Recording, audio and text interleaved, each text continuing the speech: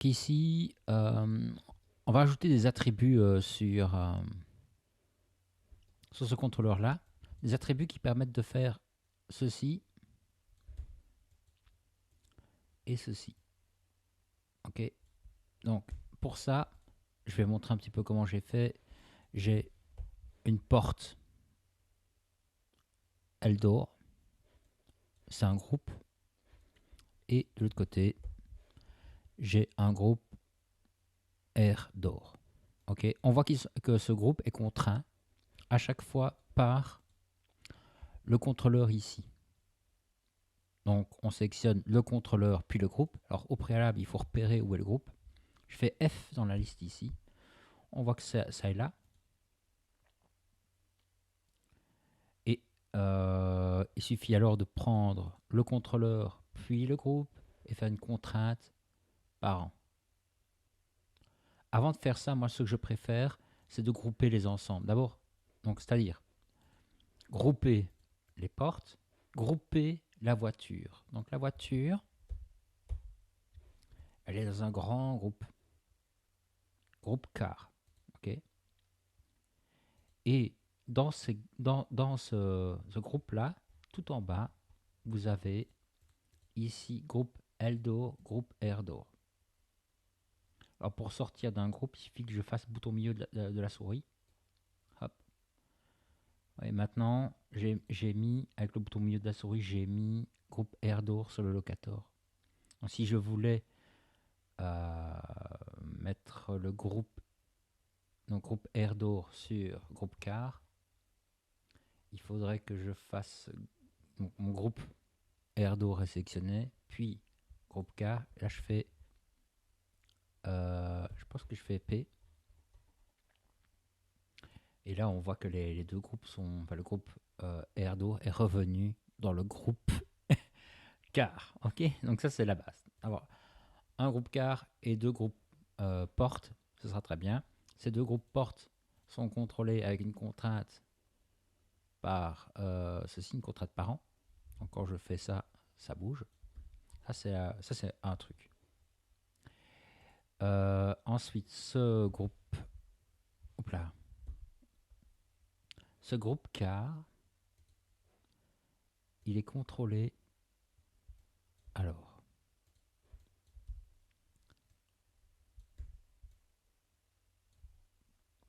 ce groupe car est parenté au joint ici. Ce qui fait que quand je bouge ceci, tout bouge. Voilà. Et là où je veux en venir, c'est que j'ai ajouté deux locators, un à l'arrière et un à l'avant, vraiment au niveau des roues.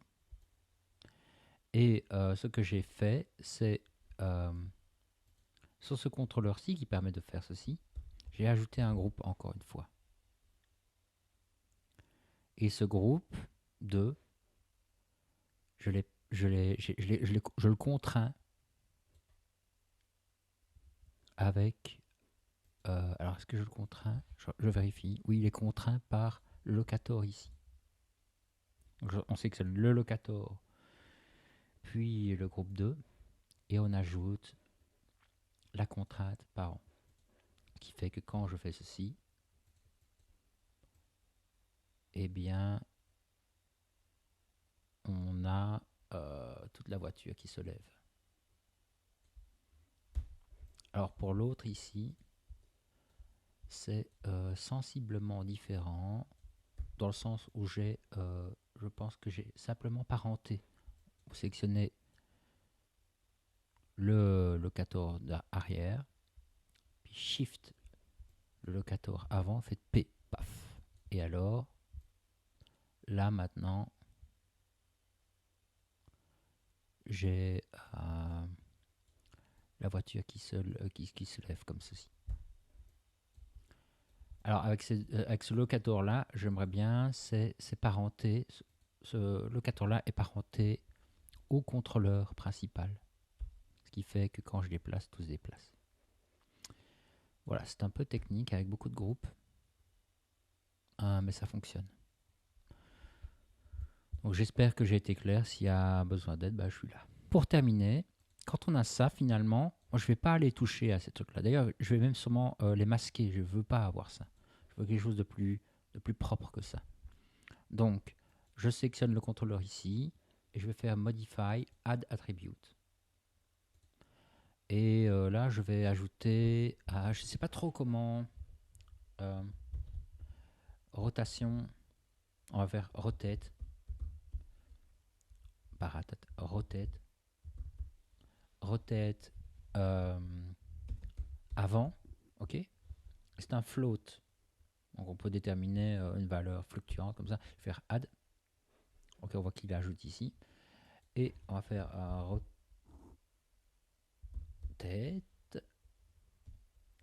R. Ok. Et alors maintenant, je vais paramétrer les deux ensemble, les connecter les deux ensemble. Alors, quelle est ma rotation maximale? Alors, le problème, c'est que j'ai oublié de faire un freeze transformation. Enfin, ici, ce ne sera pas encore trop grave, puisqu'on va juste contrôler ceci. Ma rotation maximale, je pense qu'elle est... On peut exagérer un petit peu, hein, histoire qu'on soit... on pourrait faire un truc comme ça. On va mettre 2.5. 2.5. Donc, je vais aller dans Animation, Key, Set Driven Key. Set Driven Key. Alors, je vais faire load driver. Le driver, c'est rotation avant. Et le driven,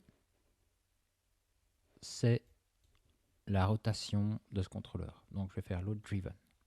Et je vais mettre en relation les deux. Rotation AV avec rotation, on avait dit X.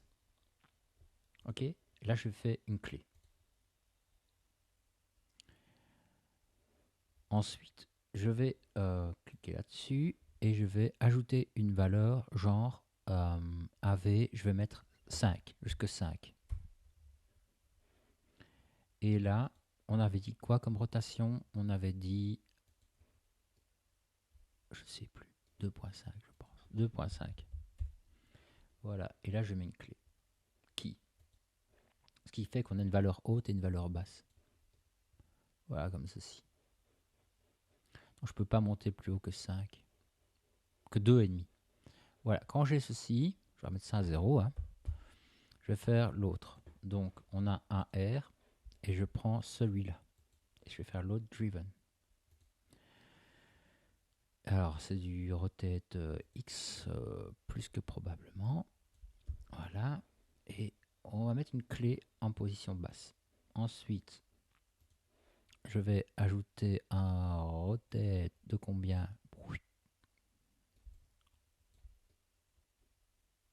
Un peu exagéré. Comme ça, imaginons. Je vais mettre moins 3,2 et je mets une clé. Alors je pense que je suis bon. Donc ici, je me suis planté quelque part. Ça arrive, donc il suffit de reprendre la valeur basse. Oui, ou bien simplement de mettre un 5 ici. Et je pense que là, ça pourrait le faire. Même pas. Je vais revenir à 0 ici. Vérifier que là, je suis à 0. AR. Oh tiens. Ok, à 0. 0. Donc là et là, alors le rire, on est bon. Ok. Une clé là-dessus. Et puis une valeur là-dessus de 5. Ah, et alors là, ça a l'air d'être bon. Donc, dans ce sens-là. Alors, je vais, c'est loquer directement les valeurs parce que sinon c'est un peu embêtant. C'est-à-dire que là, je vais dans Modify, Edit Attribute. Et j'aimerais bien que ceci ait un maximum de 5. Et l'autre aussi. Voilà, je check que j'ai bien fait les deux. Ok. Donc logiquement maintenant, Voilà, on est bloqué ici et là-bas. Voilà, on a quelque chose ici finalement qui est complet. Je pense qu'on n'a pas d'erreur.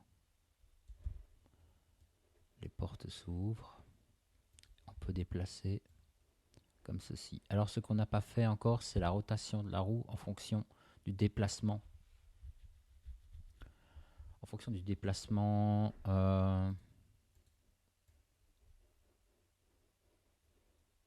de la voiture. Donc là, on a des contrôleurs. Et ce qu'on peut faire, c'est ajouter un attribut aussi là.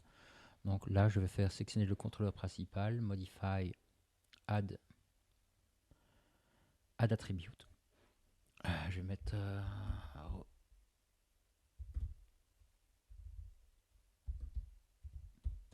wheels, comme ceci. Je vais faire ici un lock and hide sur les scales. Ok, donc là ce serait intéressant de pouvoir, à mon avis c'est avec un... On peut le faire manuellement, ouais, peut-être pas idéal. Avec le connection editor peut-être, mais faudrait tester.